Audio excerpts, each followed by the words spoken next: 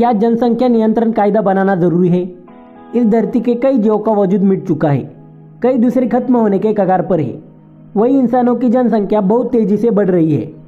बड़ी बात यह है कि आज से 218 साल पहले पूरी दुनिया की जनसंख्या ने पहली बार 1 अरब का आंकड़ा छुआ, यानी इस पड़ाव तक हम पहुंचे 1804 में।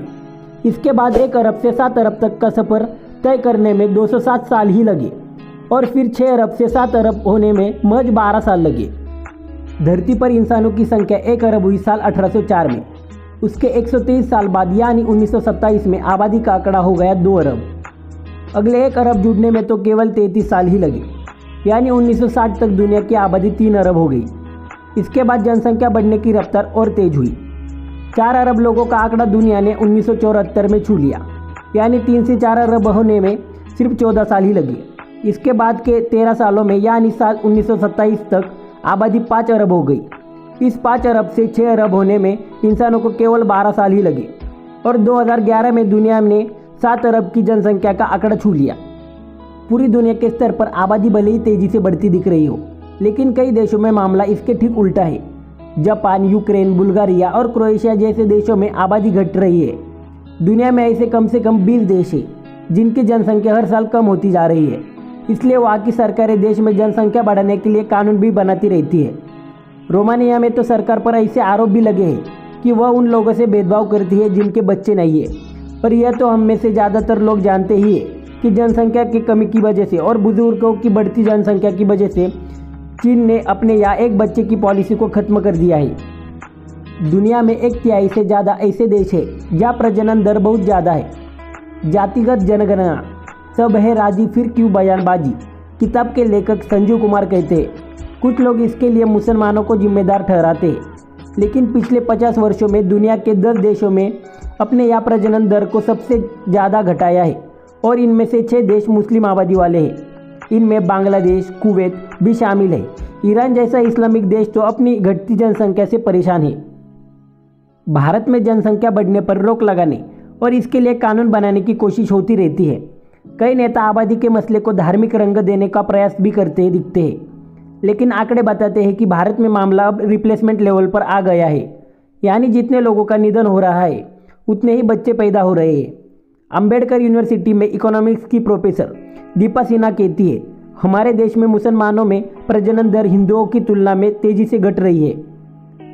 दरअसल जैसे जैसे शिक्षा का फैलाव होगा और लोगों की आर्थिक स्थिति बेहतर होगी, वैसे वैसे जनसंख्या पर लगाम लगना शुरू हो जाता है।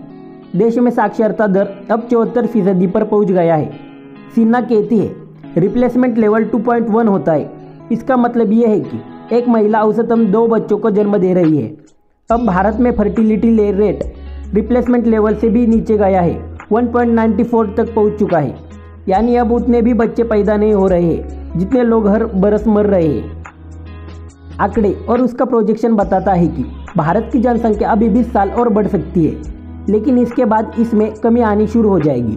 दरअसल अभी जो युवा है वे अमूमन 1 से 2 बच्चे पैदा कर रहे हैं। जब ये बच्चे बड़े होंगे तो इनमें से ज़्यादातर का एक ही बच्चा होगा।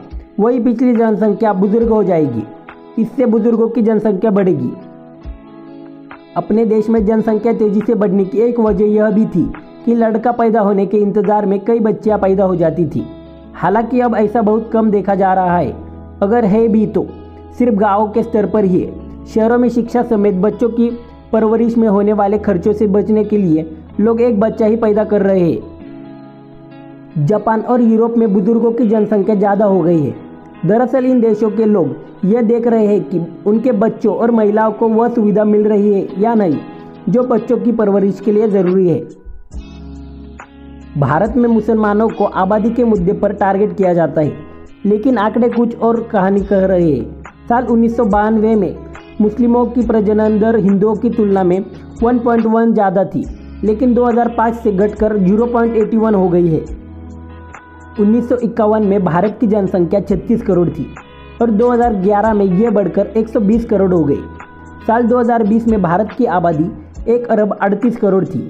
चीन में तब 1 अरब 43 करोड़ लोग थे। अनुमान यह है कि साल 2050 में भारत में 1 अरब 64 करोड़ लोग होंगे और चीन में 1 अरब 40 करोड़ की आबादी होगी। यह सच है कि हमारे देश की जनसंख्या फिलहाल बढ़ रही है, लेकिन ये आज पैदा होने वाले बच्चों की वजह से नहीं, यह पहले पैदा हो चुके बच्चों की वजह से हुआ है। जाने माने राजनीतिक विश्लेषक बद्री नारायण कहते हैं कि जल्दी भारत इस दुनिया का सबसे ज़्यादा जनसंख्या वाला देश होगा, इसलिए कानून बनाने की ज़रूरत है, लेकिन ज़्यादा ज़रूरत है चेतना जगाने की। जब लोग यह समझ लेंगे कि इसके नुकसान क्या है तो फिर बात बन जाएगी। हो सकता है कि इससे कानून बनाने की ज़रूरत ही खत्म हो जाए।